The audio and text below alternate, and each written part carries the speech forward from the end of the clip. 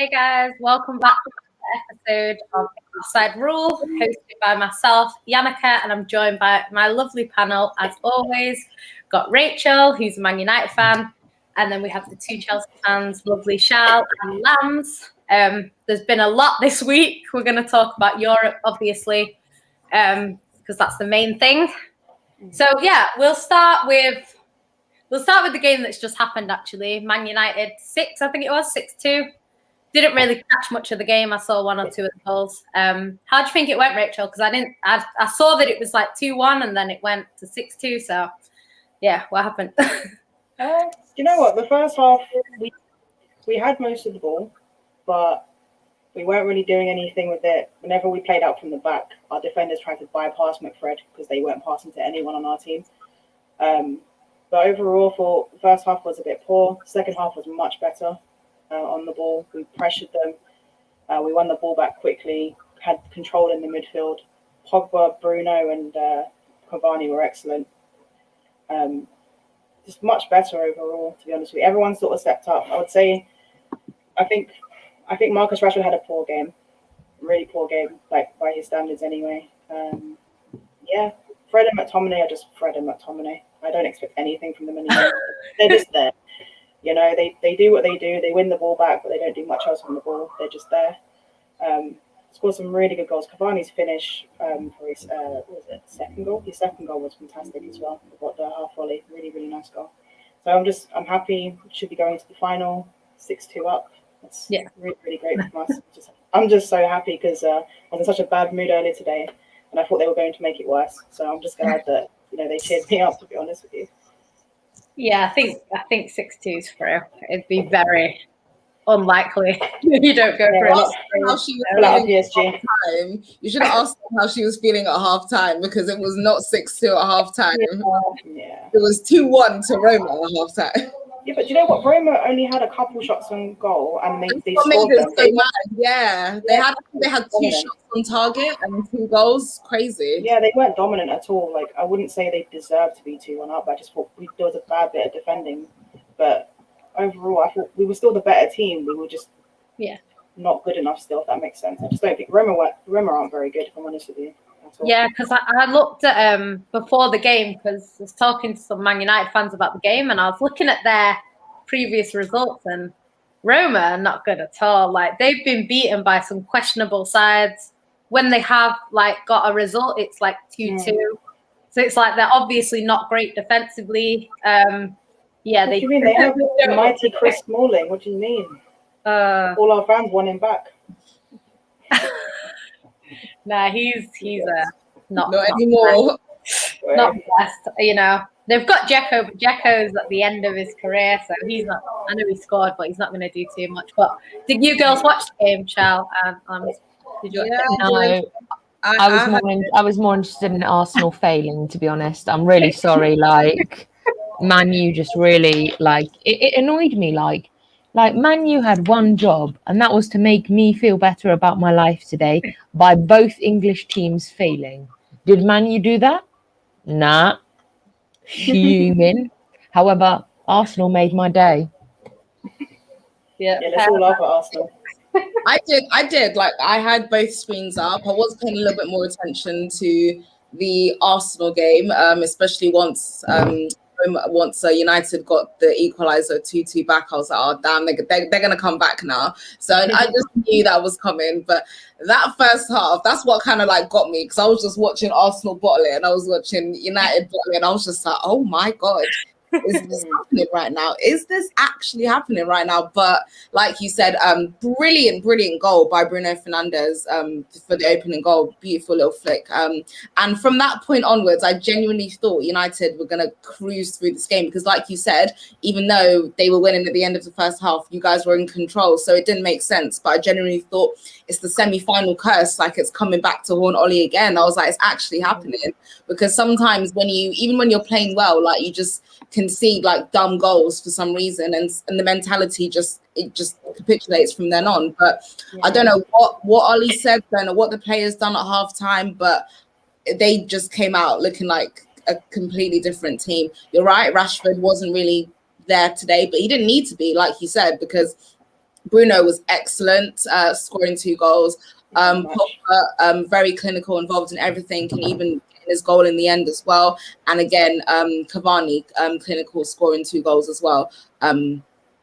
What more can you say? And even Greenwood getting in on the action, having gotten himself on the score sheet lately as well. It's just an overall, like, that's the United that most United fans really want to see. But my question about United is, why does it always take them to the second half to kind of turn up? And I have noticed that pattern in the last couple of games with them. Even though they've managed to grind out results, they've not been playing very well, like just not pleasing on the eye. But, you know, second half, obviously it was different today, but generally speaking, the same delayed start, like waiting to the second half to turn up again. Like, is that becoming a bit of a problem? Because I tell you, in the Champions League, you can't be waiting until the second half to turn up in games, because the damage could already get done in the half. But like I said, I always thought you guys were favorites for this competition from the time you dropped down into the Europa League. Like, it should have been a clear path to the final, and here you guys are comfortably, I think, the only team who can actually say they're through to European final at this moment in time securely, because all the other ties are still kind of evenly poised. But this is a terrible Roma side, awful, and it just had to be Chris Smalling that had to give away a penalty. It was just classic. Typical. Manu at half. But why did it take for a semi-final in the Europa League for Bruno Fernandes to turn up in a big game? And I'm not being horrible, but this is the first big game he's turned up in a long time. So, you know, I mean, it depends, doesn't it, though? It depends on what you call turning up. With Bruno in the last couple of big games, he hasn't done the whole GA thing that he usually does, but he's been more disciplined in the games. He's given the ball away a lot less, which is what a lot of our fans criticised him for. So he's changed his game a little bit. He wasn't playing against top 6 teams. Against top 6 teams, he hasn't been clinical. He hasn't. He's been invisible. But he's been invisible. You have to take into consideration a few things. When we play against big teams, we're not attacking as much sometimes. Like we're sort of, it's more of a midfield battle. It's about our players winning the ball back and trying to make something, but we end up giving the ball away because the distribution in midfield isn't good enough. So we're not always, like, how many chances do we create in the final third? Because we don't actually get the ball up the pitch for Bruno. Bruno plays more disciplined in big games. And a lot of the big teams against us are playing more disciplined against us. All of them did. Even Pep played more disciplined against us. That says a lot. So it's different. The game is different when Bruno played in its top 6. The way we set up with him is different, to be fair. He should be doing better. Don't get me wrong. He's had some stinkers, but it's not all his fault. Trust me, our whole team has been poor in a lot of those games as well. 6-1. That was probably one of his better games. I know, literally, to be honest. We performed worse in 0-0 than what we did in the 6-1. I mean, it's not like you could beat us under Lampard or under Tuchel. That's to do with the way Ollie's set up. Because if you think about it, like United under Tuchel, it was quite an even match, in my opinion. Under Lampard, you guys had more shots. You just failed to get them in the back of the net. And arguably, we could have lost that game, actually. Yeah, exactly. That's my point. But this is my point. We could have lost that match, and at that point in time, you guys should have beaten us, but you didn't. And that's what I mean. I think Rashford had a chance. He just wasn't clinical enough, I think. Exactly, it's the clinicalness.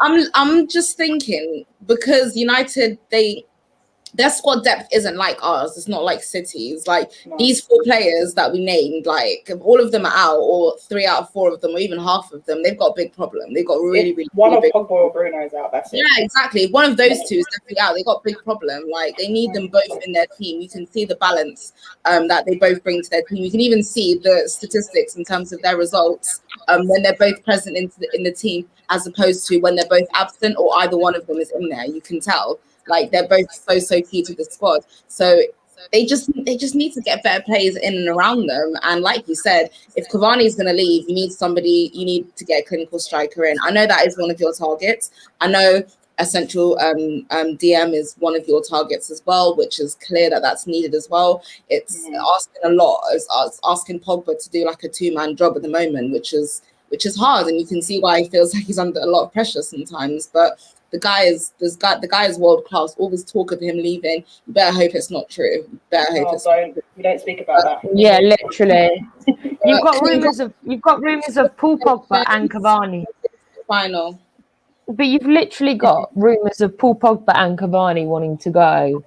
Now that, for me, if you lose Paul Pogba, who I think has been one of your best players this season, you lose Paul Pogba and then you lose Cavani, you might as well just hand Ollie over with, I'm a mug, shit help me, like Man City owners have mugged me off, fuck the Glazers on his forehead. Like, because that's what's going to happen. Pogba will stay. I can't. I don't think he has anywhere to go. I know Cavani wants to go back to Brazil, is it? Because he wants to go closer to his family, which fair enough. I know Pogba maybe wants to go back abroad. But why? Pogba won't leave. He's the main guy at Manchester United. Do you know how big the club Manchester United? There's no one to get. You know how much money he's getting just in terms of sponsors and everything because he's that guy. He's Paul Pogba. Like, why would you leave a big club? And don't get me wrong, I know their results have been up and down and shaky within recent years, but Manchester United by name is still a big club. Why would you leave a big club who, as it stands, they're definitely going to be in Champions League for sure next season because they're going to finish second place? Why would you leave a club where you're the main guy? Everyone knows that whatever success you'd have achieved this season is down to mainly your relevance in the squad. Why would you leave there and go to another team full of other big name players where you're potentially going to be lost in that? Why? I think because it's Paul Pogba. I think literally it is though. It is though. Paul Pogba. He just wants better players around him. That's it. This is my problem. This is my problem. If you want better players around him, the only way right now, if we're being really honest, the amount of players around him that you would need to get rid of for Paul Pogba to have his kind of be okay with, it's easier for him to just leave. Now, I'm not being horrible here, but let's take a look at the Man U team that need to go. So you have the fridge freezer, who's in your defense. They're not going to fine. No. But what I'm doing is I'm trying to explain to you. We've got Maguire, you have Fred, you have McTominay. These are all people that aren't clinical enough, and they're around him. The midfield isn't up to Maguire's gotten better. I agree with Fred and McTominay. They've always never been good enough. This is the thing, McTominay and Fred are on the bench. But this is no. But this is the question you have to ask yourself: are the Glazers going to agree to a DM? The answer is probably no, because this is the Glazers we're talking about, and I'm not being a dick here, but your owners are dicks. But my problem is that if you Glazers turn around and say no to a DM, they'll be like, you've got McTominay and Fred. Paul Pogba is going to leave. And that's not me being horrible. Him, though. Like, what team is he going to go to? That's what I'm thinking. But this is my point. It could be PSG, but no one else can afford him. No way. But let's be realistic. PSG has the players on his level more than what Man U do. Yeah. And right now, I think anything kind of is better for Paul Pogba right now if you're going to stick with the same midfield. Because blatantly it's not helping Paul Pogba, and he's your main. You've just said is his main man, and you're not supporting him in that way to actually give him someone who's on that level who can back him up and give him that kind of balance. Like, he's your main man, and your team can't, like, not you, Rachel, but like your owners can't do that. Like, it's bad because he has been your best player this season. And I think if he leaves you, you're fucked. Sorry. Yeah, no, we are in trouble if he leaves. I think, because I did think that he might leave at the beginning of the season. But then I think now you've got Champions League, I can't see him leaving personally. I just can't see it. I think if you're in Europa League, he might leave because he'd be like, I want to play Champions League. But once you're in the Champions League, I think most players are happy. I think we're going to see the same with Liverpool. I think Lambs is frozen. She's back. One sec. Yeah, I think like what we're going to end up seeing is, you know, if Liverpool get top 4, I think some of their players stay, maybe like Salah. If they don't get top 4, he'll just push and leave. So I think a lot of it does rely on what happens in Europe and stuff, because, you know, I don't think Arsenal will win it, but if Arsenal went and won it, you know, 4th place might not actually get Champions League, I think. So yeah, it's one of them. So, but rumor is that Paul Pogba wants to go to Juve, which actually wouldn't be him. Why? They can't afford him. Ronaldo is killing them. They can't afford him. That's foolish. Ronaldo is literally bankrupt as we speak. Charles, so many teams have lost so much money because of this COVID pandemic. Dude, I know. That's not even the reason why, though. Guys, pandemic, he might have You're all acting like I believe this. I'm just stating things that I have read on Twitter from factual information. People, you're all coming at me like, dude, I don't believe this shit. Like, Twitter is bullshit. You should know this. This is why I don't have it. Dude, I was just reading something out. Like, you'll need to like drink your tea. Like, I'ma just drink my tea, you know. Like, that's the tea for me. I should have made one actually, to be honest. Oh, I feel better now. I'm cool. You should pop in champagne, Rachel, man. You're in a final. Finally. Got a bar area over there. Oh, I'll make a cocktail. Popping bottles. Just wait for the rest of us three, for other teams to progress, and then we can all pop the bottle together and celebrate being in a European final. Not all of us. Not all of us. Sorry, Jan. Before we get on to, you know, the team that won this week and also the team that drew, we'll get on to Arsenal quickly. So that's cool. That's cool. But you weren't playing the greatest team in the Champions League. We are. You're playing. You're playing a big. If Real Madrid. This Real Madrid team was to win the Champions League, this would be the worst Real Madrid team to ever win the Champions League. So actually, they're playing the better team. No. What I'm saying is, if you look at PSG's history in the Champions League, yes, they're the better team. PSG are the better team. No, I'm not looking. I'm talking about the history of Champions League. Real Madrid have how many Champions League?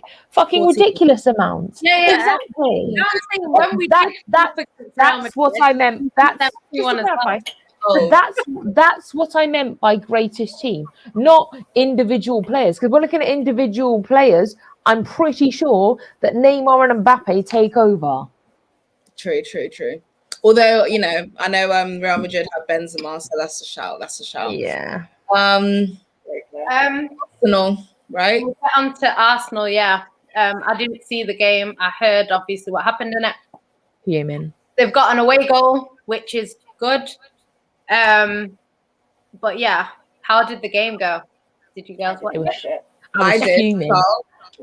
I'm actually fuming. Let me tell you, I've seen Arsenal fans being like, we've got an away goal, we can do this, we can win. No, hun, no, you can't. Good Evening is going to come whoop your ass in the second round. Absolutely. He's going to turn up and absolutely enter your stadium and absolutely slam you sideways. Don't even play me. You are not going anywhere. And Arsenal fans are so delusional, like, yeah, we're going to get this. No, hun. Good Evening come for you. Let's be realistic. Villarreal were the dominant team. Arsenal just got lucky with a penalty. I'm sorry. Your shots on target were absolutely shite. You missed them because there would have been goals otherwise, but there was no goals. So that means your team was shit. Villarreal had 2 goals. Theirs wasn't a penalty. Theirs was naturally born goals from talent, not faking a penalty when it was soft AF and you look like a toddler had pushed you over. So let's be real here. Like, don't play games. Arsenal are going out. Okay, I'm done now. I think they're going to go through still. They've got the away goal. Yeah. I don't think they're going to perform particularly well. I just think they're just going to win the game. Just and to they'll just go through. Just to clarify, all the Villarreal have to do is get a goal. Yeah. And then they're through, because it would be Arsenal would have to get 2 more goals. Yeah, but both teams are trash, so anything can happen. No, no. If you could just be a little bit positive that we don't have Arsenal in the final, because I want Arsenal in the final though. Yeah, no, it's not. Why do we care? Yeah, they're the ones that. Whoa. Arsenal failing makes us feel better about everything going on a Thursday. Yes, but I want to be. Do you see this Arsenal team beating this Manchester United team? Really and truly, no. So whoever they face in the final, United should beat them anyway. Villarreal. We should. Remind me what Arteta's rate is against Ole again. Just yeah, but that's the same thing with Ole against Pep. It doesn't matter. It's a final. No, exactly. So then don't underestimate. But the problem is that I'm seeing it from both sides. Yes, the Man U team is absolutely on point, and for me, you should be winning the Europa League. If you don't, it's embarrassing. Not being horrible, but it is. No, true. But I don't underestimate Arsenal either. They won't go away. It won't be like a desperate. No, it wouldn't be they wouldn't have no goals. Put it that way. It would be. I feel like it would be 1-1 till the very end, and then one of you would get a goal, and whoever did wins. I disagree with this comment over here. I think whoever goes through to this final, Villarreal or Arsenal, they're not good enough. They're just not good enough. And I saw that I don't know what Arteta was thinking with that lineup and formation. Oh my god, embarrassing. Pep, you can't play a false 9. Use a striker, yeah. Don't disrespect. Who was a false 9? Yeah. Huh? Who was a false 9? I didn't see. I don't know the lineup. Pepe. No. Yeah. Yes. Yes. Oh no! Hence why we enjoyed it. Hence why we enjoyed every minute of it. Let me do the same. If Pep can do it, so can I. No. No way. Just to clarify, this is why me and Lambs had so much enjoyment from this Arsenal game. When you put Pep as a false 9, let me tell you something. You know this game is going to be shite. Ceballos was terrible. Even before he got sent off, he was terrible. I think Arsenal fans were probably relieved that he got sent off. They just wanted him off the pitch because he was awful, right? I don't know what Arteta's thinking, playing Xhaka as a right back. Put the guy back in midfield, because Partey looks lost in there. He was another person who had a terrible game today. Terrible. Villarreal were running through that midfield like it was nothing. Why Arteta didn't play with a striker, I have no idea. Actually, I think initially he played Pepe as a false 9, but Pepe kept on drifting out wide because he's just he switched it up. And then Smith Rowe kind of moved in more centre. But Smith Rowe was all over the place. It was more like a free roll. You couldn't really tell who was in what. That's just typical Arsenal. It was also clumsy. Yeah, it was. Arteta was doing today, but it didn't work clearly. And like Charles said, penalty was a lifeline. Saka was surrounded by 2 or 3 players, took a touch. He might have left his leg out, meaning he was probably looking for it, but the penalty was given, got themselves back into the game. After that goal and after Capoue got sent off, evening it out to 10 men versus 10 men, that's when Arsenal started to get a little bit back into the game. In the end, Aubameyang possibly should have scored and equalised, but it was a great save from the goalkeeper. But that's what keeps them in the game.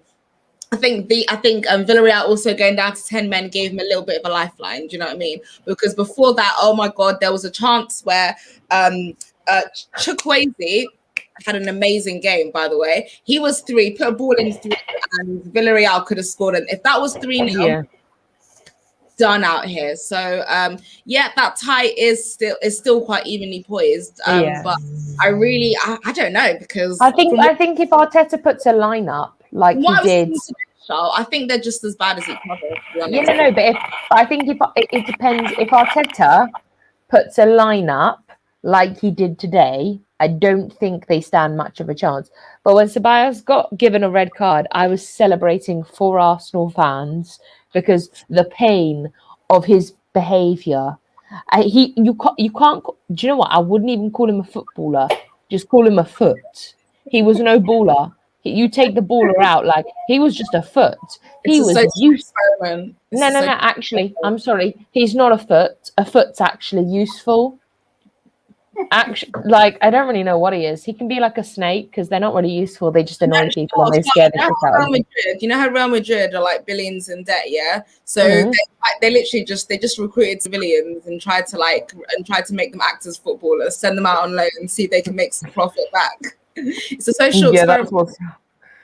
That's literally what it is. It's so embarrassing, you know.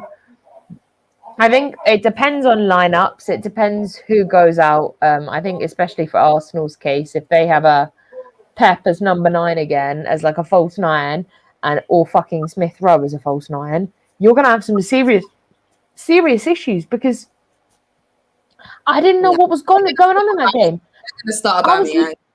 I was literally watching that game like, who's playing who? Like, what position? I'm sorry, he's in that position.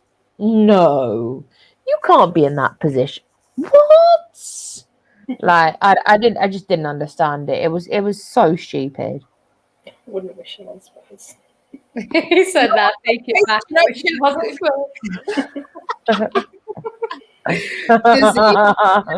Comments. We love it. Do you know what's so crazy? That's literally exactly what he was doing. And even when he turns around, he finds a way to lose the ball, and then Villarreal just pounce on it so quickly. It's just, oh my god. Do you know what the worst part is? I don't even think Ceballos would make it at Spurs. That's the worst part. Is I don't think Ceballos would be taken at Spurs. Exactly. That's my point.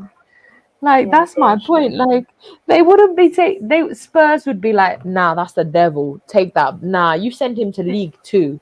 Nah, you send him to the National League. Like, I don't want anything to do with him. You just don't. Do you know what? Don't even send him to the National. Do you know what? League 2 doesn't even deserve him. Maybe just I don't know. Just send him on. Just give him back.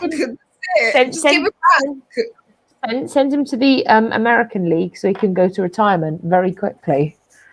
He's not even there. Just give him back to Madrid. Let him do what they want. Especially if he's not their player. I'll be like, bye. Bye. See you later. That's the worst combination of keeper I've ever seen. Do you know what's so crazy? He actually looks like he actually looks a bit like both of them as well. Yeah. It's true. Go and look at it. He actually looks a bit like Kepa and Adrian, like meshed into it one. Literally does. It's so weird to look at it because I'm like, yeah. See, I told you they've got. I think Abba and Lacazette, possibly Tierney. I don't know. Will be back. I don't know. They're gonna have strikers though for sure. I'm not gonna lie. Dizzy's comments just got me. He wouldn't start for my church team A. Not playing. Dizzy man. You wouldn't even start for your church team. Yeah, he probably wouldn't start for Spurs either. He wouldn't even make it for like. He'll be like, listen, respect us. Yeah, I know we're bad, but we're still 3 places above them right now. So we still also have standards. Apparently, they have Harry Kane, so they do have standards. You know, maybe Arsenal just didn't get the memo. Harry Kane. Everyone else. Yeah, literally. Oh, and Son. Don't forget. No, you can't rule out Son. Okay, yeah. Okay. We can be friends now. That's fine. Okay. I actually forgot about him. Not gonna lie. Oh, he's the saddest man in the world right now. I love it. That's how you know. Yeah, over the weekend, Rachel was drinking his tears. She was like, "Cry, son, cry." That's right. Never gonna see a trophy, mate. Oh, yeah, we'll move on. obviously, I think United are already in the final. We can all agree with that. So it's whether Arsenal put out a better squad and, send themselves through, or whether it's a masterclass again from Good Evening, because he seems to have a thing about the Europa League. I still don't think he'll beat United if he gets to the final. I do think it's United. But yeah, we'll get on to the Champions League now. We'll start with your game against Real Madrid.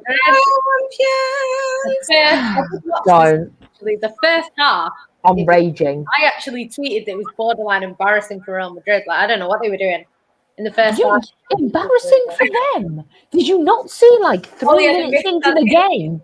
Oh, so we're having a great start, and then three minutes into this game, Werner. What does Werner do? He does Werner things. I'm not even telling him. I wanted to get a custard pie and slam it in his face. That's a waste of a custard pie. You're right. I'm sorry. I take that back. I'm sorry, custard pie. I apologize. Dear God, bless me. I'm sorry, custard pie. I'm sorry. I will not be wasting a custard pie. Wasting good food like that on this. I cannot be. Yeah. Let me tell you something now. That miss was embarrassing.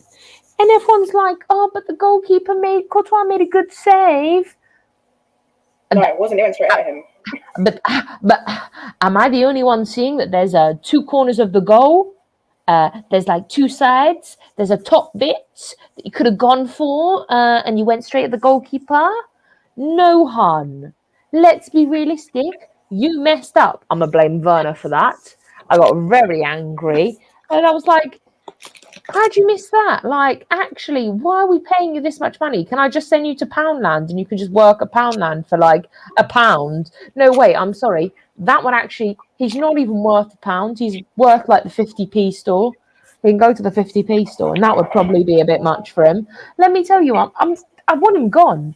I literally said, and Lambs knows that I said this, if Werner plays, we aren't winning. Oh, and what happens? Werner plays and we don't win. Like, I'm sorry, the reason we're not winning is because of Werner. So what needs to happen is, apart from hold on, let me stop. Apart from that, Pulisic's goal, absolute life. I'm loving life. I was very happy with that. It was beautiful. Like, cool story. Great, hon. Well done. Another one to the checkbook. Great. Thank you. But, I have to talk about the Benzema goal because realistically, our defense was so poor. Like, Thiago Silva, I was watching it back after the replay and when it looked at it on the side. And Thiago Silva, this is Thiago Silva. So the guy's here, he literally goes, as if it's in slow motion and he's watching a fucking film. No one. That's a goal. You're supposed to be defending. Thiago, Christensen, both messed up. Why is Mason Mount on your man? Why is Mason Mount Benzema is their most threatening player right now. He's got the 4th most goals in the Champions League. And we weren't marking him. I'm sorry. That's not processing for me. Why aren't we marking him? And why is Thiago Silva just stood there watching it in slow motion as the ball goes into the back of the net? Like, that's not good enough.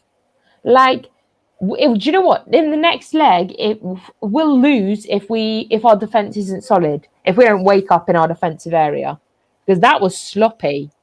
That was a goal that shouldn't have gone in, but because there was 2 headers. The first header I'll allow you to miss a header, but the second header I'm gonna call you up on and be like, why am I paying you this much if you're gonna miss? Like, I'm three though, wasn't it? Because Benzema actually controlled, but he got the ball with his head and he brought it down. There's 3 headers you guys lost. All right, Rachel. Look, all right, okay. But the problem is that we were so sloppy. Like, that was poor from us. We should be doing better, and we didn't. Like, especially, like, we can't be making mistakes like that. Our defense actually has to be awake 24/7 for 90 minutes plus maybe any extra time. Like, we have to be awake because that's how That's how cracks slip and the ball goes into the back of the net, as shown by us. They're gonna have Ramos back as well, so you got to defend him. On an average, though, I was quite impressed. We basically tore to shreds Real Madrid in the first half. Was very happy with that. We opened them up like it was cutting a piece of cake. Really quite easy. Opening a pack of crisps. It was that easy. We were in and out in seconds. Let me tell you, I was loving it. I mean, I was a little bit worried, but we turned out all right. So I'm not really complaining. But the next leg, I need Havertz to start instead of Werner. Leave me with Mount, Pulisic, and Havertz. Because that's the only time we've got more than 2 goals in a game. And let's try something new. Just avoid Werner. Werner can just stay benched with Abraham. He can go join Bambi on ice. Oh my god. Oh, we love gummy bears. This is funny. This is so funny. Oh my god. Oh, dear Lord. Yeah.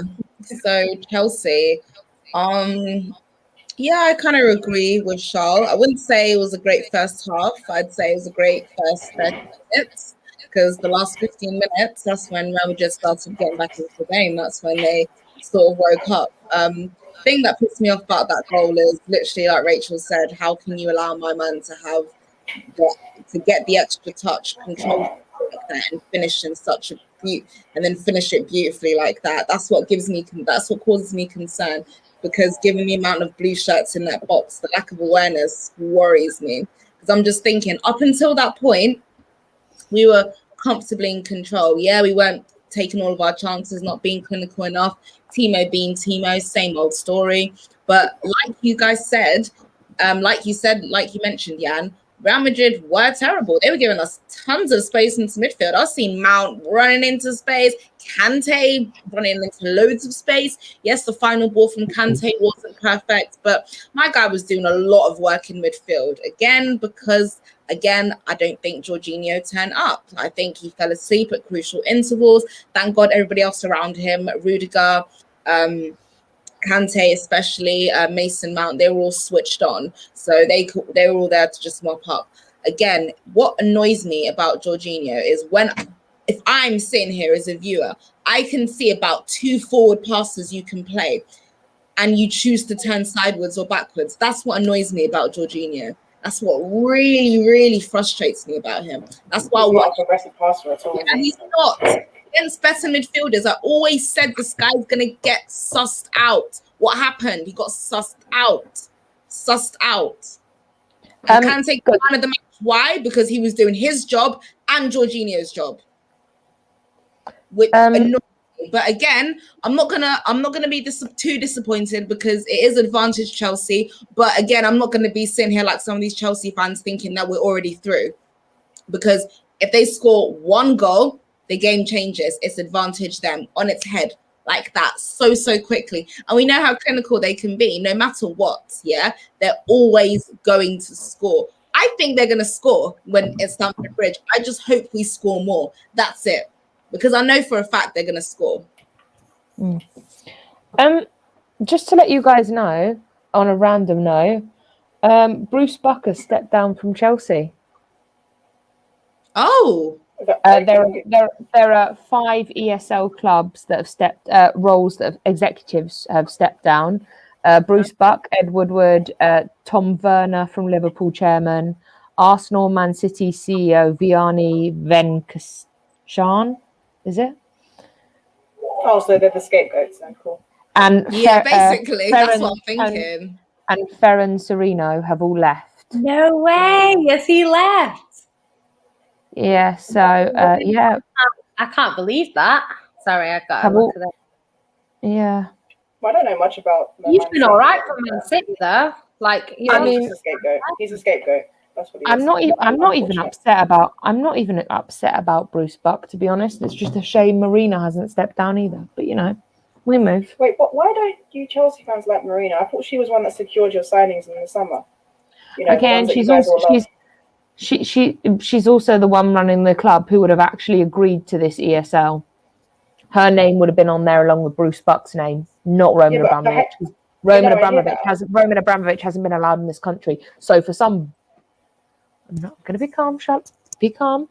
Yeah, so for some crazy lady to just come in and sign us in for the ESL, not actually caring, and she signed Kipper. Like she signed Kipper about it. She would have spoken to him about it.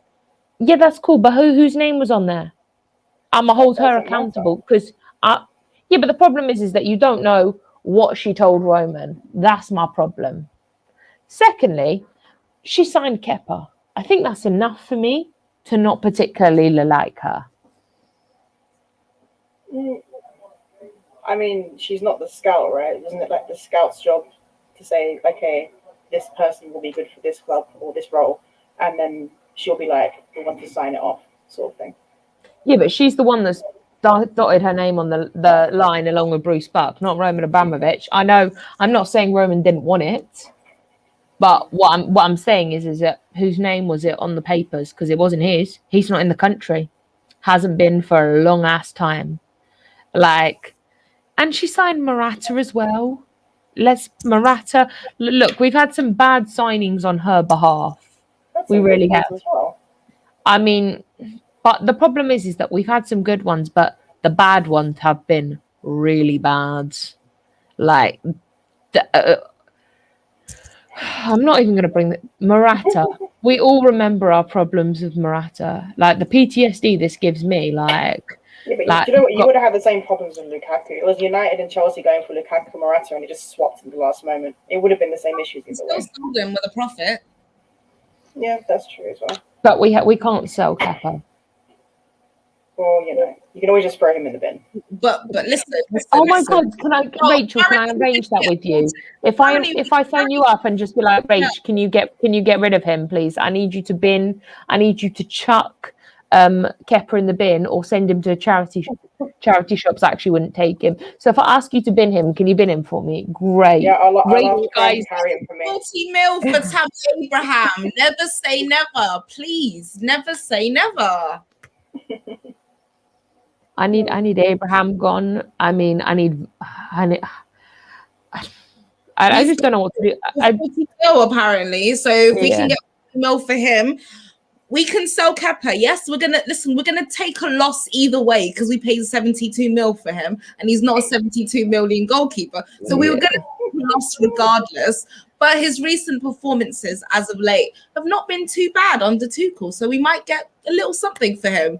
Better than we would have got for him under Lampard anyway. I think my real hatred for Marina actually stems from the Tomori kind of situation. Okay, I feel like it really does. I mean, I can tell you about Kepa and Murata, but that's just PTSD. Like that really is that shit that I don't like that. I can tell you about the Super League as well, but losing Tomori was kind of like where I just don't care about her anymore. Like I gave up on her. If she leaves or doesn't, I don't care what she does anymore. She broke her blamed for that as well. Yeah, no, I get that, but it's not just her. I've blamed Lampard enough for Tomori, so it's time Marina had some attention put on her, and actually she was held accountable for the fact that she is also 50-50. Frank and Marina are the reasons that Tomori is gone. Let's be realistic, and we're not going to get him back. Fair. I don't know. I don't know too much about her, you see. I don't really. Because even Ferran, like, all I know is that he came from Barcelona. And he's been quite good for us, but obviously this whole ESL thing's gone down really badly. His apology was okay. It's one of them. Don't know if they mean anything they say. So, yeah, if he stepped down, it's probably because of that. But, you know, it is what it is. Yeah, we'll touch on the, obviously, Man City game. Oh, but by the way, before we move on to Man City, can I just say I was very happy to see that once he came on, Eden Hazard was non-existent. And Jan, it must make you feel good as a City fan to know that since Leroy Sané has left Manchester City, he too gone down. You know what's mad? It's kind of like was he on the pitch? Was he on the pitch? I didn't realize that. You know, I did not realize he was on the pitch. Yeah, he's not gonna do anything. I didn't realize either of them was on the pitch until someone mentioned Hazard. Until someone said Hazard's name, and I was like, "What? Yeah, it was He's probably on from the that one through ball that he did on the right side. That's the only thing he did.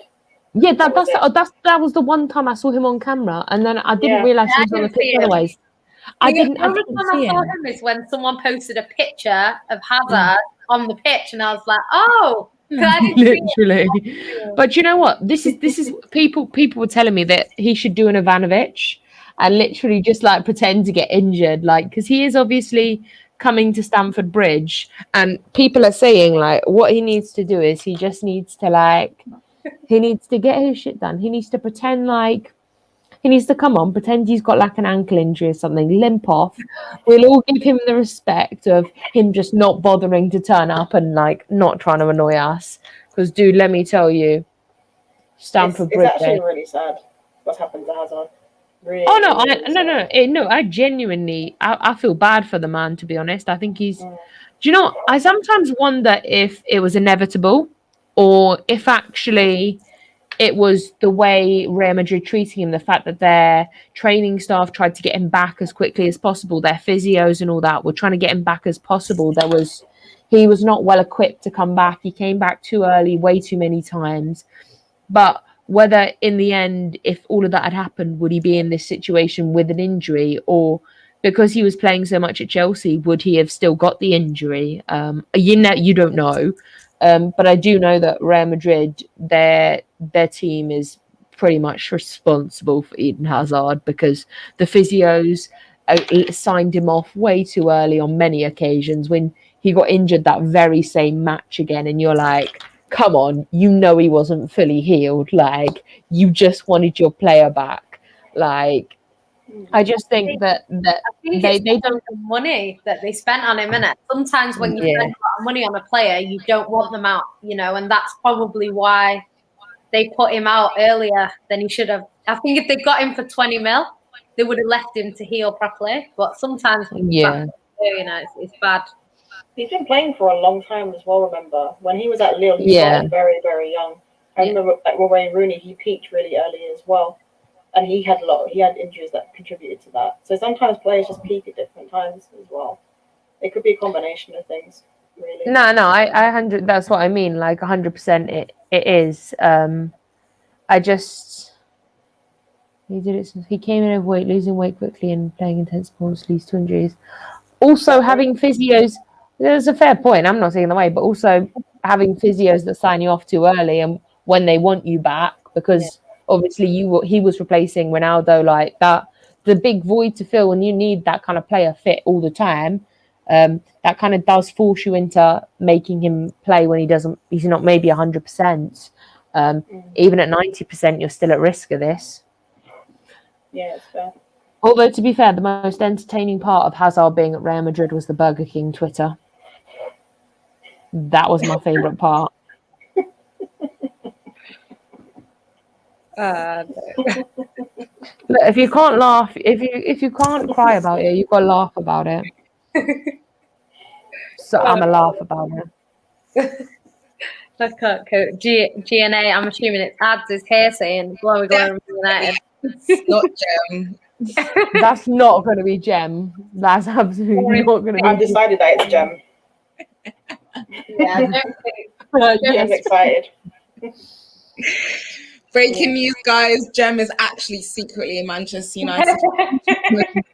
Where's Gummy Bear Gem? Come and chat to your boy. Yeah, I don't know.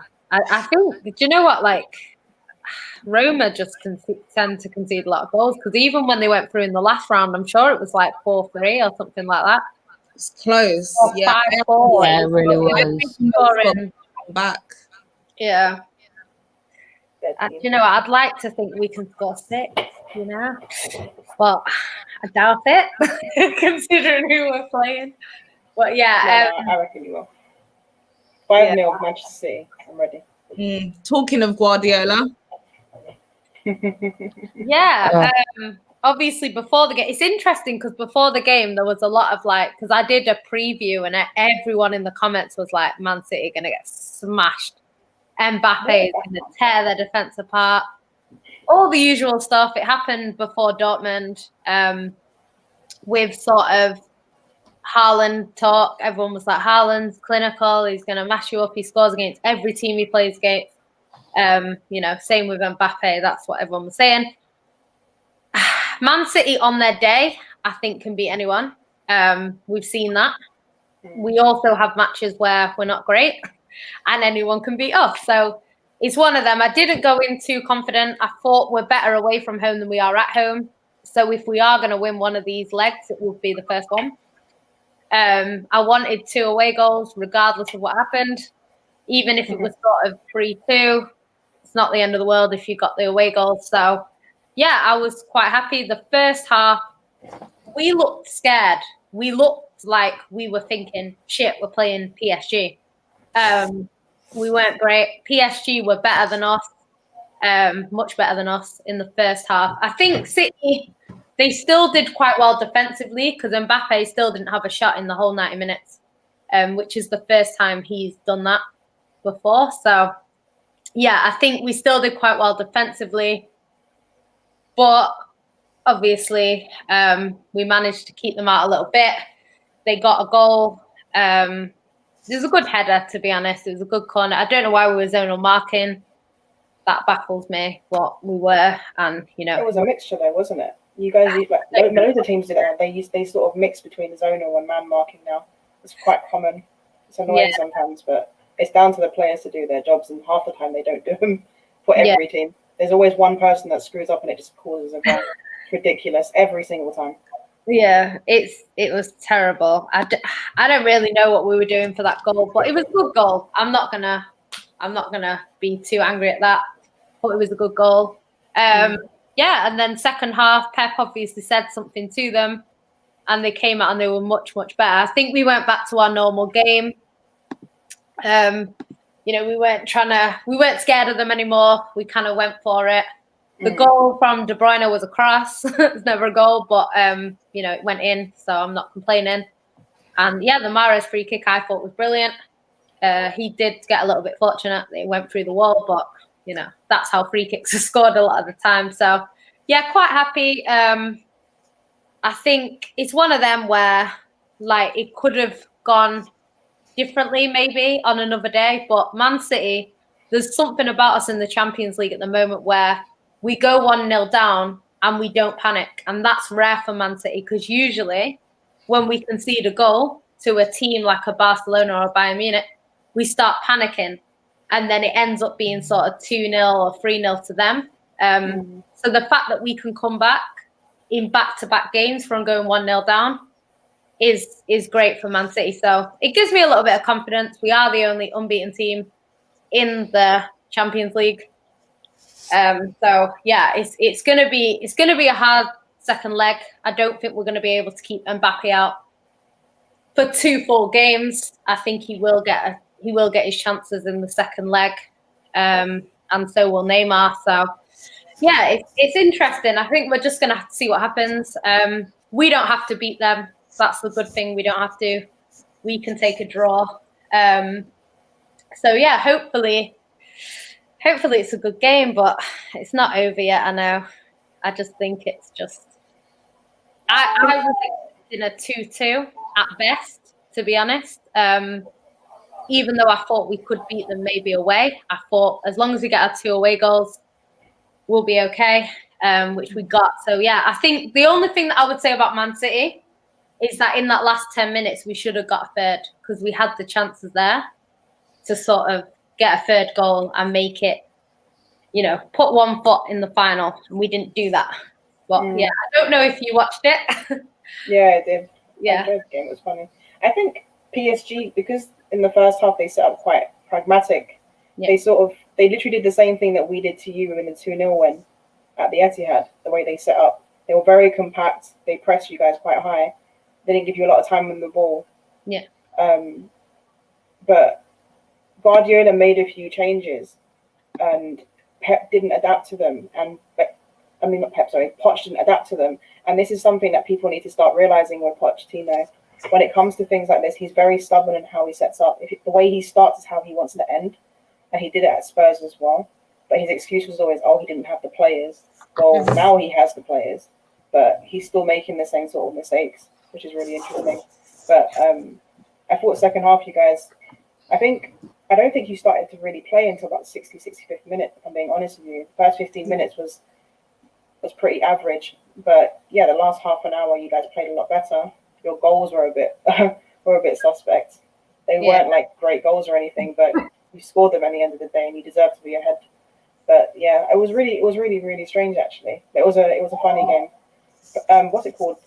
Mbappe in the second half. Actually, no, Mbappe for the whole game really. It was Neymar in the second half who was really poor, but Mbappe for the whole game didn't do anything. And he has these kind of games because we have to remember he's still young with Mbappe. Like, I think what's happened is that players like Messi and like Mbappe, players who started really, really young, they've started to give people this sort of expectation that young players have to be phenomenal at the age of 21. And obviously Phil Foden's doing that as well, to be fair to him. But you can't do that. You have to remember they're still young players. They're still going to be inconsistent. They're going to have those games where they don't do anything. You're not supposed to get onto them. Just let them develop the way they're supposed to and see how they are when they're about 24, 25. But now everyone's just like, okay, Mbappe's done this, done that. He's got to be great every single game. Not even the best players in history were great every game. So it's normal for Mbappe to just not have a good game. It's really unfortunate people would get onto him like that, considering he's had quite a big campaign anyway. Yeah, it's. I was saying it the other day. Football fans are like so fickle that, if he scores a goal, then it's Mbappe's the best ever. Because he didn't score, it's always he's overrated. He's not as good as this player, this player, this player. So it always happens. Do you know what I mean? Like. But then I don't think. If we're looking at like they're young and they shouldn't be comparing them. Phil Foden really didn't help himself, to be honest. Let's be realistic. If we're talking about comparing, like he really didn't help himself with that tweet. Like he really didn't. Like if we now, I'm sorry. Like don't be telling someone because that if you tell someone to come outside, for me, you think you're better than them. That's how I see it, and that's how I think a lot of people took it. But you're not comparing. You're not comparing them. Like if you look at stats. Mbappe is the best one this season, but I'm not looking at stats. I'm just looking at they've both had good games this season. Like, as far as I'm concerned, if Man City have a start like they did in your first game, you're done. Because PSG won't come out. The problem is that all you have to do is fall asleep for a minute and PSG will take advantage of that. We've seen them do it millions of times. Yeah, but I'm PSG not saying to come out though. They're pragmatic. No. I don't think it will be a goalless game, unfortunately. Like I've said, I don't think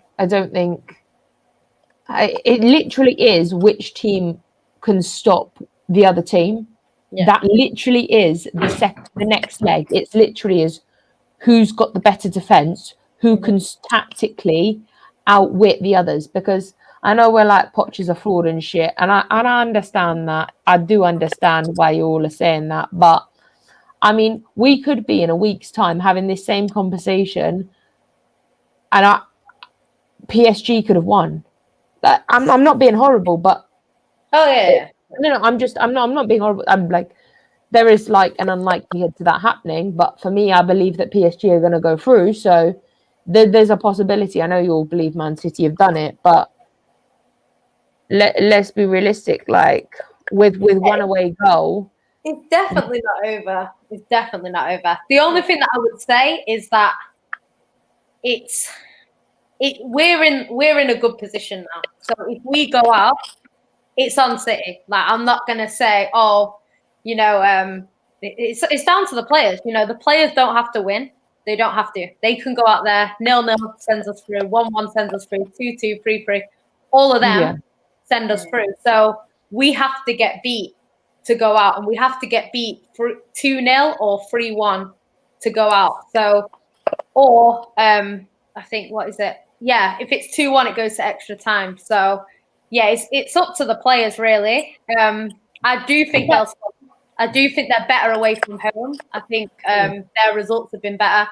What they've done in the last 2 legs is they've gone away and got 3 away goals, so that when they've gone into the second leg, they've not needed to do much. I think against Barcelona they were at home first, but I think it was 4-1. So they already pretty much through before they even went away. And then the minute they scored, it was game over for Barcelona. So that's one thing. Yeah, I think that is a fair point, to be honest. Like, but I think the problem is, I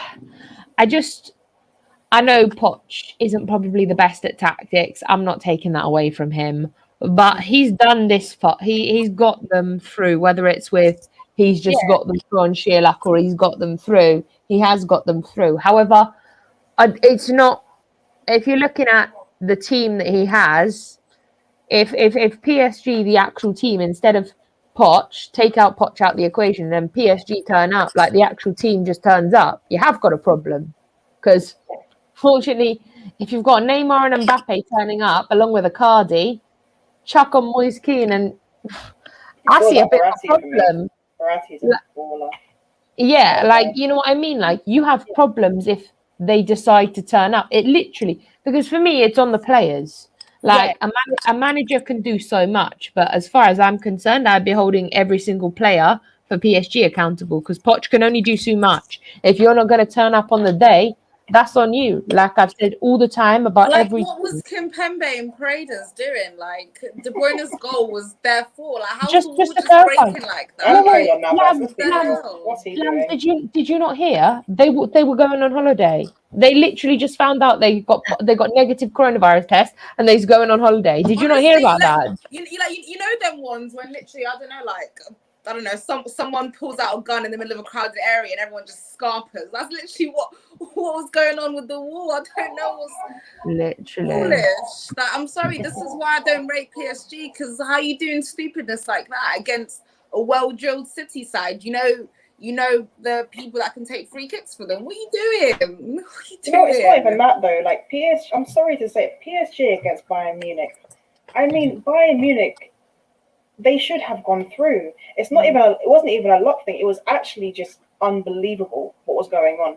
Bayern Munich battered PSG. They outplayed them in both legs, by the way. PSG had good moments. They were. It's not, I can't even sit there and say that they defended well, because they gave away so many chances. So they were just more clinical, in my opinion. Yeah, but they only had like 2 chances on goal. Like I said, it doesn't matter how Poch got them through. He got them through. Like, I never said it was the cleanest of tactics. I never, like, I'm not telling you that, like, Poch is this bloody tactical genius. But no, I'm saying that I don't think PSG are actually, like, they've got some talented players, but they're not actually that good, in my opinion. What I'm trying to say is that they got through the last round, whether it was not on their tactics, but they got through on the fact it was bloody close and it was just on away goals. That's literally all they got through on. Like, it's going to come down to City's false 9. If they can't score goals, right, then that's it. PSG will just get 1 or 2, and then they'll go through. So Man City, we know they can create chances. They've done it this season a few times, Man City, where they've had like 20 shots on goal and they haven't scored a goal. It's ridiculous. Yeah. They need to not have one of those days to go through. That's all it is. Yeah, go on. Realistically, all that. I mean, it's not. I'm not being a dick here, but it's not impossible for PSG to get 2 goals. Now, wait, I take that back. No, wait, hold on. But it's not impossible for City to get 2 goals either. Can you just hold on a second? Like, I'm just trying to finish my sentence. I'm gonna need a biscuit with me tea in a minute. Old lady here in me nana's house, like needing a biscuit with a cup of tea, like having a little bit of a breakdown over trying to finish a sentence. I'm good, you know. I know it's not, but I was about to rework my maths. Look, lambs, we know on a Thursday my maths just goes to shit. We know that. Everyone knows my maths goes to shit on a Thursday. Charlotte's maths is very special, ladies and gents. It's very special. Charlotte's special maths. Yay! Is that a new show coming on your channel? I mean, can you actually imagine? how to do times tables with Charlotte. You're probably going to fail your maths GCSE, but I'm here to teach you some maths. You're probably going to fail. Disclaimer: you will fail your GCSE maths if you watch this. I might actually do that, to be honest. This is a great idea. You're welcome. Thank you, Rach. Rach, you will be my first guest because you actually know maths. I don't. Rachel just be like, no, guys, she's just messing up. Like, no. It's like, And this nah. is the right way to do it. You know, we should do drunk maths versus Charlotte maths. That's what you should do. See who wins. And the drunk maths would still win. I'm happy to experiment with that. Great. I would love to see that actually. Drunk maths with Charles, honestly. I'm not gonna lie. I feel like this is actually gonna happen. I feel like I'm not even playing it. I'm literally. Yeah, Rachel, we're gonna have a conversation in a minute. I'm gonna need drunk maths. I love it. Oh dear God. Actually, no. So it's as I was saying. We'll get back to not drunk maths anymore. I'm just gonna like try and okay. I've got five fingers on each hand. We're good. Okay, so if PSG get 2 goals, two goals.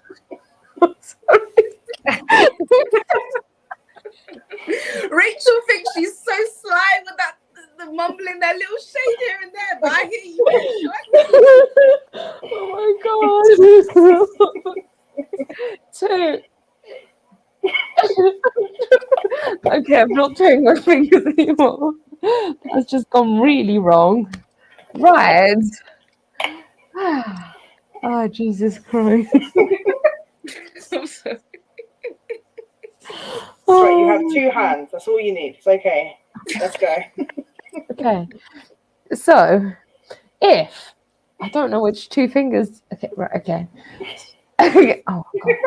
Okay, there we go. That looks really slow. So if they have 2 goals there, and and then you get 1 goal, so that means Extra time.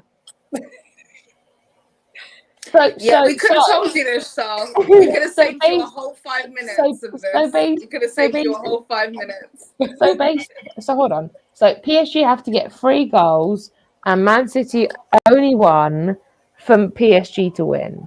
Yeah. Is my maths correct? Yeah. Well done, Charlotte. You 3 days go through on away goal. I'm very proud. 5 minutes. The thing is, like, there's pros and cons, because, like, obviously, this is far from over from a City point of view. What I would say is there's some positives and there's obviously some negatives. The negatives are that they're better away from home. They have a great squad that can score goals. We don't have the most clinical players up front. So that's the negatives.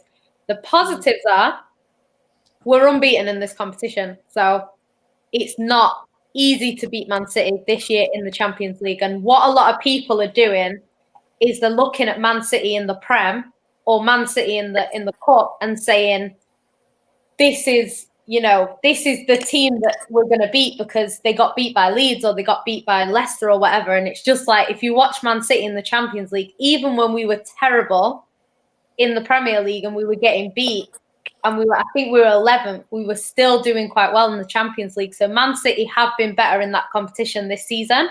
We've been a lot more disciplined. We've not panicked as much. Like, there was a time up until recently, up until the Villa game, when we went behind in a game, we didn't come back to win in the Prem since 2019. So it was over a year.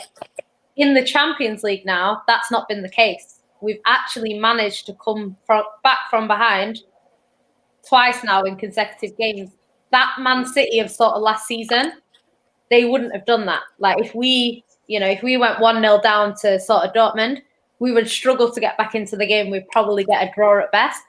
So I think Man City have shown signs that they can come back, I still think we need the first goal. I think if PSG get the first goal, they'll get confidence. The momentum will be with them. And even though Man City could take that and still win, I don't think we want a game like they had against Bayern Munich, where Bayern Munich got the goal, and it was very sort of a Bayern Munich going to go through for the rest of the game. So Man City need to score. It would be better if we score first. But yeah, I think we still need a goal, just in case, they do come up and score 2 or something like that. And even if they score 3, if we've got a goal early on, maybe we can get a second, and then who knows? And maybe if you don't get a goal early on and you have to get it late, maybe you just won't go through.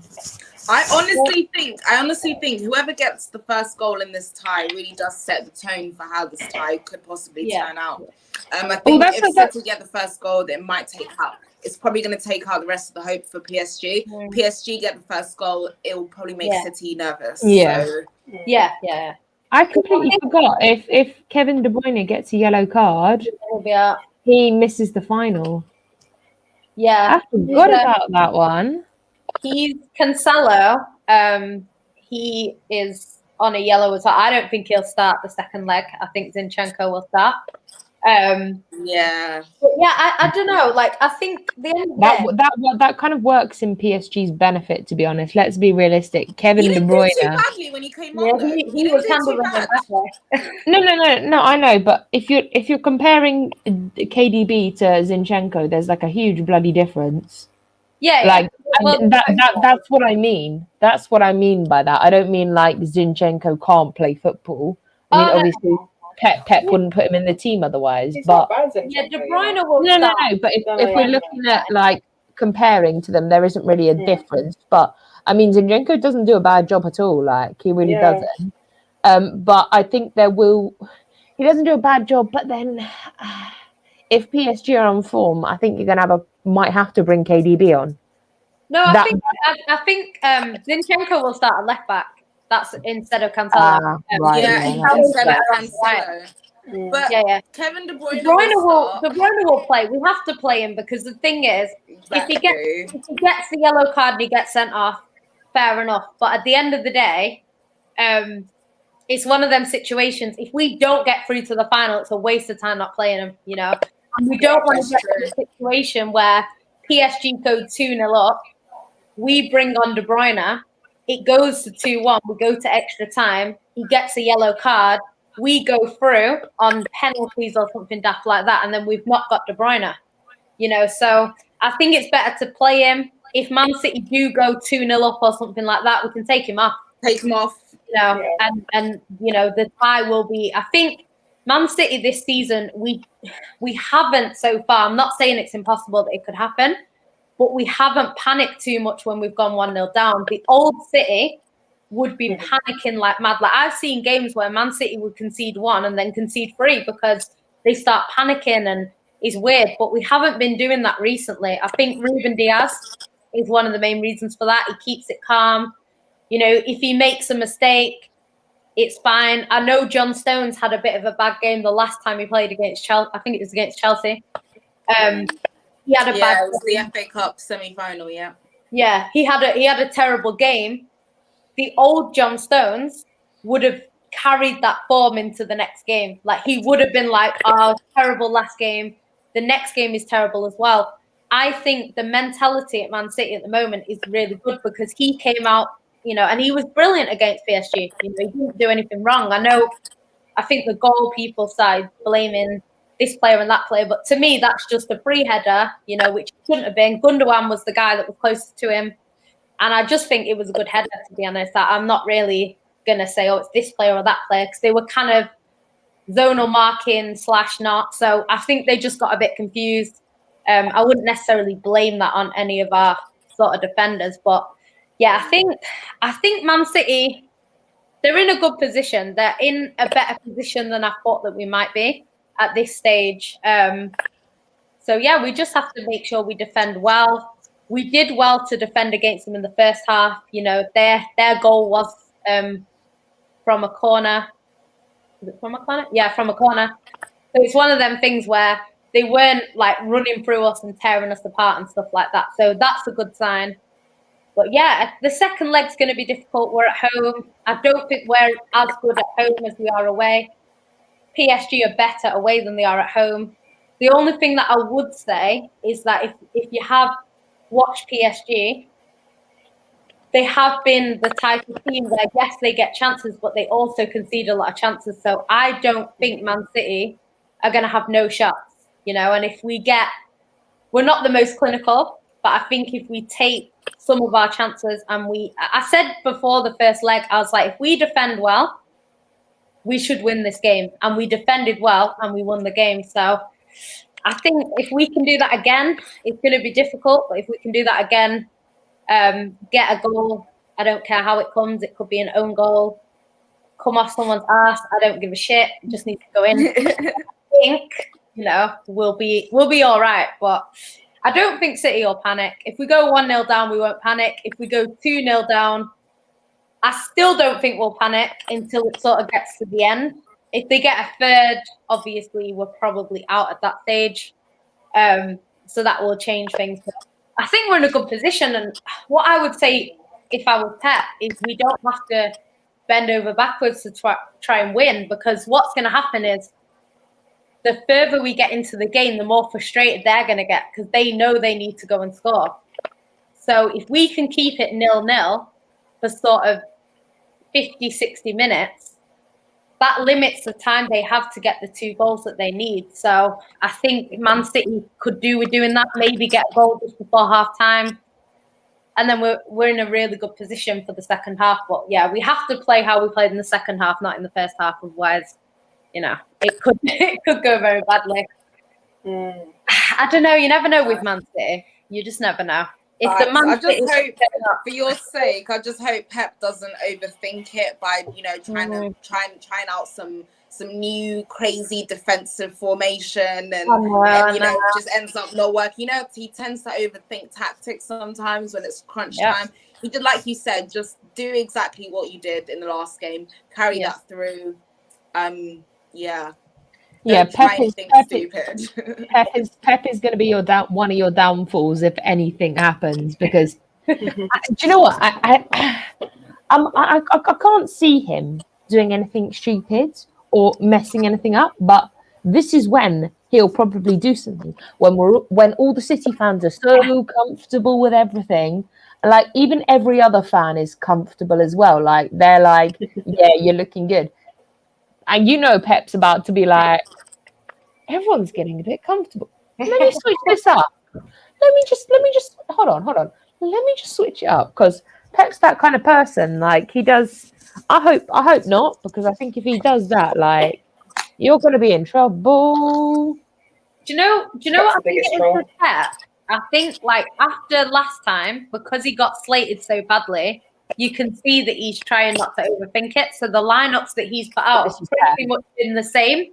They've been consistent for the last, you know, we won with a team that, you know, this certain team. So then the next game he plays the same team. He has been doing that this season. That lineup for me before that game was perfect. The only player that I would have maybe played is Zinchenko instead of Cancelo. And it's just because Cancelo isn't in the best form right now, even though he's been one of our best players. He's not in the best form, and he's not anywhere near as effective on the left as he is on the right. So if you're not going to play him at right back, drop him. Yeah, he's not the same. So I would have played Zinchenko or even Laporte out on the left if you're going to go defensive, because at least he's left-footed and he can defend well. But yeah, I think it's going to be difficult. I think I hope that he doesn't overthink it. The only issue is he might try and go a little bit more defensive, which probably won't work. I don't think I'd love to see Fernandinho because he's so good at stopping counterattacks, but he will get sent off. They will get him sent off. He won't see 45 minutes of that game. And yeah, they'll just target him. He'll take them out like he does, and he'll be off. So as much as I love Fernandinho, he can't play. He can't play. He is reckless. He is the reckless one. Yeah, he is. Yeah, because even Rodri, like they were targeting him a little bit. So yeah, I think they're definitely going to try and get someone sent off. That will be their game plan. They'll probably try and get a pen, these sorts of things. So Man City just need to be careful. We don't need to do anything rash. We don't, so we just need to kind of keep calm, try and get a goal. We're at home. We should we should be able to win at home. And yeah, I don't know, we'll just see what happens. I don't think it's over yet, but I think we're in a good position. So we'll just have to see. It's just... No, De Bruyne's not leaving. He's just signed a 6-year deal. So unless you pay into it, you ain't getting 6 years. I think no, till 2024. But I think he already had a contract from before, so I think it's 6 altogether. If you're adding it from the reason. Yeah. Because I think he signed one 2 years ago. He just signed a new one, something like that. Yeah. But it's till 2024 anyway, so I think it's 3 more years. Yeah. But yeah, he's not leaving. That's one person that's not leaving. He's not going. Listen, That's just one really person. salty because his team is shite. Because his team is falling apart. That's why, innit? Yeah, do you know what? I never understand people that say they won't win this and they won't win that. Champions League out of every competition is one of them. You just don't know. If you'd have said to someone a few years ago, a Tottenham going to make the final, you would have put your house on the fact they would never get there. But they got there. So I know they didn't do anything in the final, but if that game went differently, who knows? It's a game of football. It's 90 minutes.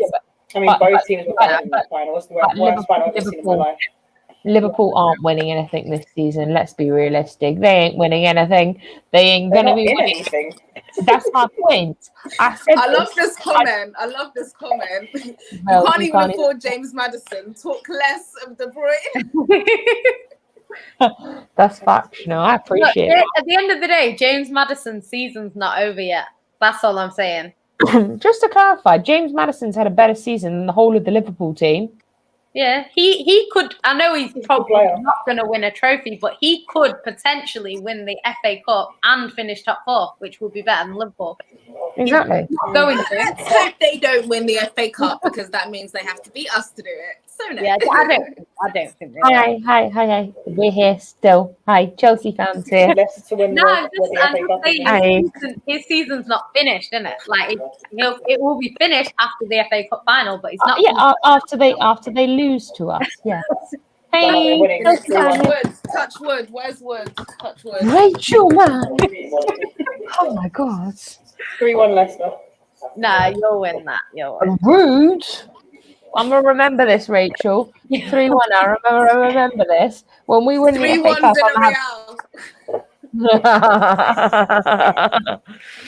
You know what? It'd be interesting to see how Kelechi plays in that game because Iheanacho's on fire at the moment. I don't think they'll win. Kelechi hat-trick enough to win. I think Chelsea also. The thing is with some cups, there's certain teams that just tend to do better in cups than others. Man City in the FA Cup are not great. Man City are not great. Arsenal tend to have a knack for it. Chelsea are decent in the FA Cup. I think Man United went a while without winning it. I'm sure Rooney, it took him 10 years or something to win it at Man United, and then he won it. So there's certain teams that are just better in it than others. It's like us with the Carabao Cup. There's just something about the Carabao Cup. Man City tend to just win in that competition. So yeah, I don't think that if it was us against Leicester, I think Leicester would have more of a chance just because we're not as good in the FA Cup. I can't see Chelsea losing an FA Cup final. I just can't see it. Especially after losing one already. Yeah, exactly. Just to clarify, the Carabao Cup is called the Pep Cup. It's the City Cup. It's the City Cup. Facts, period. It's their cup. Now, I call it the Pep Cup because it's one of the cups that Pep always wants to win. He doesn't care how petty it is. He always wants to win that little cup that's irrelevant. It's been called the Carabao Cup. They've won it 100%. They've won it every single year. That's actually crazy. That's mad. Do you know what? We obviously focus on a real trophy, which is the FA Cup, the longest Obviously, the longest standing UK trophy, something that actually has history, unlike the the shit cup. But yeah, carry on, man. Carry on, yeah. Like I do like the League Cup. The reason why I like the League Cup is because normally you win it early. So in sort of February, March, you know you're on the trophy list, which is great. Obviously, this season it's a bit different. If anything, it's been a little bit of an inconvenience because we've ended up with loads of important games back to back to back, which is not good. Like, luckily, we've managed to win in Europe, but normally a game like that could tire out the players, and then next minute we lose to PSG, and then that FA Cup game against you guys, like, we looked knackered in that game. Like, I've not seen City like that for a long time, and there was too many games. I would have rather that got finished in March and we got it out of the way. So yeah, I think for me, like, this season, I've already said it on here, like, my expectations at the start of the season were for Man City to win the league and to go further in the Champions League. And Man City have already done what I wanted them to do. I'm actually bettered it because we won a trophy on top of that. So yeah, we seem like we're on track to do better than that.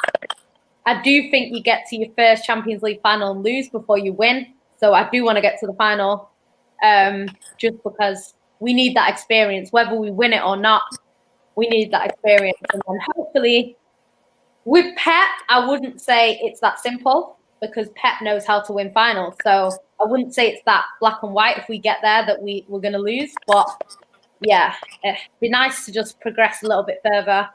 I do want to be in the stadium when Man City win the Champions League, if I'm being honest. I do want to be there. So be a little bit gutted if they lift it without me, but Or at least you're not Liverpool fans who couldn't be there when they won the Prem. Oh no. It's so like banter. Do you know what? I do actually feel I'm not a massive fan of Liverpool fans, but I do feel a bit sorry for them because never. It's just never. They deserved it. They deserved Hold on. No. Take that back. Sorry, they're going to be waiting another 30 years for a Premier League trophy, so they got used to it the first time, so they can get used to it the second time. Let me tell you now, Klopp's been figured out. It's not my fault that their manager has been found out and is a bit of a fraud, that their whole team is turning out to be the biggest fraud of the season, that their team actually can't do their job properly. Well, I mean, it can do their job properly. They're light switch players. Liverpool at the minute are light switch footballers. They can turn it on and off. Like you saw that in the Champions League. There was a point where you got to the quarterfinals, and you saw actually from the group stages, Liverpool were a different team in the Champions League than they were the Premier League. Yeah, and you've seen that they're capable of turning it on. Yeah. But then once they come out the Champions League, I thought they'd turn up again, but apparently they've decided that they're just going to stay invisible. Liverpool, if you take the L out of Liverpool, it's just Liverpool because they're twats. Do you know what? I think, like, I expected, to be honest, when they, like you say, when they come out of the Champions League, I expected them to kind of focus fully on the Premier League and win the games because, they need top four, because it's not just about needing top four because you want to get in the Champions League and you want to get money.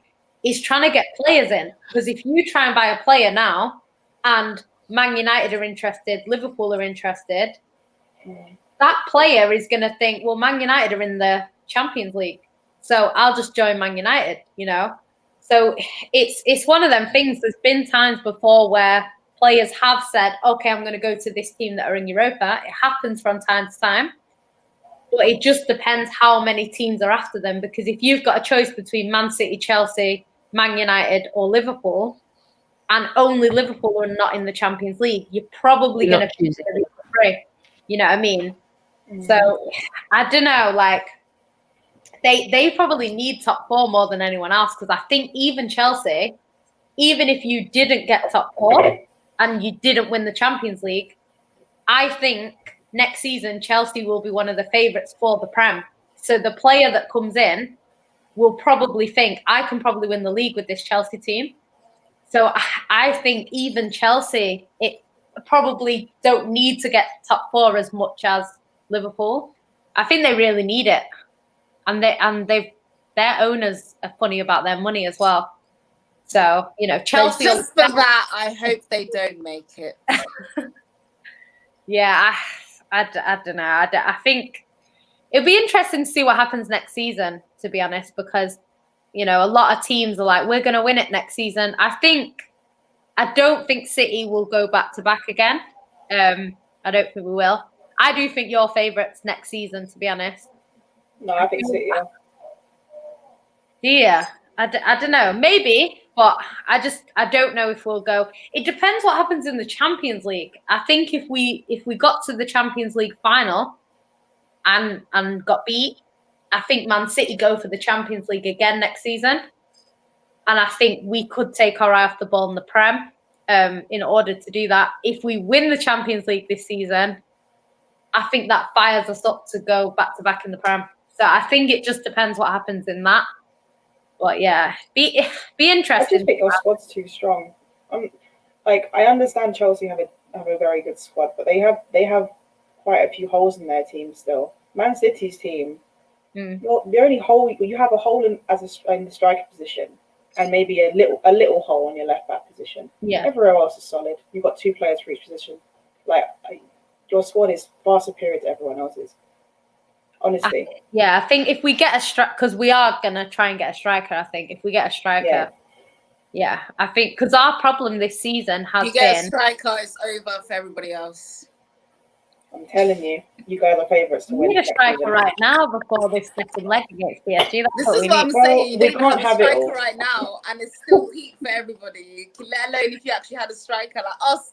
We're sitting here as Chelsea, like, no, we actually need a striker because we can tell what the problems we have. Everybody can see what Timo's been doing, so we actually need a striker. But you guys don't, because everybody's scoring. Mahrez, Gundogan, Foden. It's just sharing the goals through midfield. De Bruyne, just mad. We all need strikers at the moment, don't we? There's only a bunch of players that score for City at the moment. Like it's mad because that's why I was saying like Sterling at the moment can't hit a barn door. I like him, but you can't hit a barn door. Gabby is Gabby. We all know about Gabby. Ferran Torres, he's not quite where he needs to be yet. To be fair to him, he's still young. He's just come in. He's in and out of the squad, so I can't really fault him too much. I think he'll be better next season. He kind of reminds me of like Sane when Sane first came. He was okay, and then he just got better and better. So hopefully he does the same. He's killing it for Spain, so we know that he can do it. And he started well for us as well. Champions League, I think he was our top scorer for a little bit. In the group stages, Yeah, he was really good. So I think next season he'll be better. But yeah, at the moment it seems to be Mahrez is just on fire at the moment. I can't fault Mahrez at all. De Bruyne's getting goals, even when he doesn't perform great. I thought in that first leg, the first half of the first leg, he was shocking, Yeah, he was horrendous. I thought he was really bad. He was giving the ball away. I don't know how he got man of the match. Yeah, I was gonna say, do you think he should have got man of the match? I don't get why that's happened. Honestly, I thought he wasn't very good at all in the game. If I'm honest with you, he got better in the second half, but he wasn't great. He got it because of the second half, but he shouldn't have got it. I think Mahrez should have got it. Mahrez was defending, he was attacking, he scored a brilliant goal. That was a shot, not like De Bruyne. I thought De Bruyne was better in the second half, and maybe that's why he got it because he's controlling it a little bit. But yeah, I think Mahrez should have got it. Kyle Walker was really good in that game, to be honest. And I'm not always the biggest fan of Kyle Walker, but he was really good. Gundogan was decent. I thought Bernardo Silva was great as well. Like in that first half, when everyone else was quite poor, I thought Bernardo Silva was quite good. So I don't know. I wouldn't have given it De Bruyne.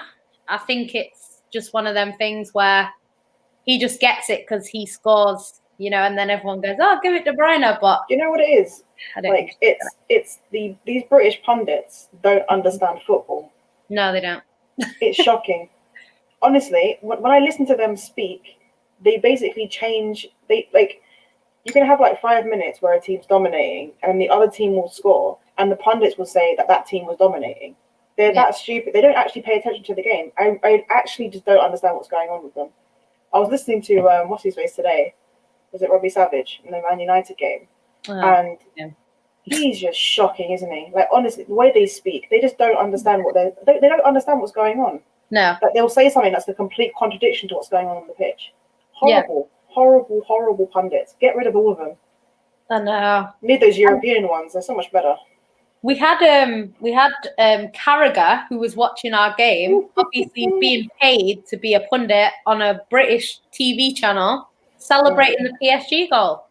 And I'm just like, at the end of the day, I get that if it's your team, I get it, celebrate. But it's like you don't even support PSG and you're celebrating the goal against the British team when you're paid to represent us. Like, at the end of the day, City weren't even really Liverpool's rivals anyway. So no, it's not. Yeah, it's not like it's a Man United thing, and it's like all the rivalries there. Like, and he's an Everton fan anyway, so I don't know. Like, it's just a mess. I just think, like, at the end of the day, why are you there? Why are you on the panel if you don't like Man City? Like, at the end of the day, they always bang on about how we should support the English clubs. I don't personally agree with that because I'm not supporting Man United in a final, and I'm sure they're not supporting Man City.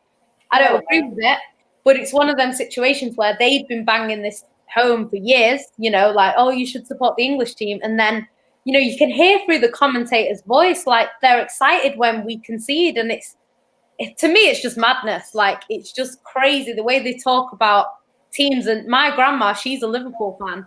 And even she was saying the other day, like, God, they really hate Man City. You know, so for someone to pick that up who's not a City fan, you know, it's crazy. Like, I watch it on mute most of the time, if I'm being honest. But, yeah, they're really terrible. They're terrible. And that's why, because sometimes I agree with Rachel, like, sometimes this player will play terribly, score a goal, and they give him man of the match. And it's like, that's how KDB got it today. They didn't even acknowledge the other because KDB scored and he's KDB. He's like the flagship of Manchester City. That's the reason why he got man of the match. They do it in the United games as well. Yeah. Like we've had players who, like Bruno Fernandes, would have like a poor game and then give him man of the match because he scored. Like, bro, he didn't do anything. I know. Like, have some mercy. But then when he does play well, but he doesn't score, he doesn't even get through man of the match. Oh, he was quite poor, they say. Like, shut your mouth. Honestly, I can't handle British pundits. Make me ill. Jermaine Genius as well. Oh goodness. Yeah. No, I was, you know, the other day, like, people that were going in on Alex Scott, and I was like, but you have Jermaine Genius that's a pundit. So how are you talking about someone that actually knows football, who's actually way more successful than most of these men that are on the TV? You know, like, she was saying low block before Twitter did. Yeah. Remember that whole Graham Souness thing when she was educating him about, you know, football? Yeah. Really.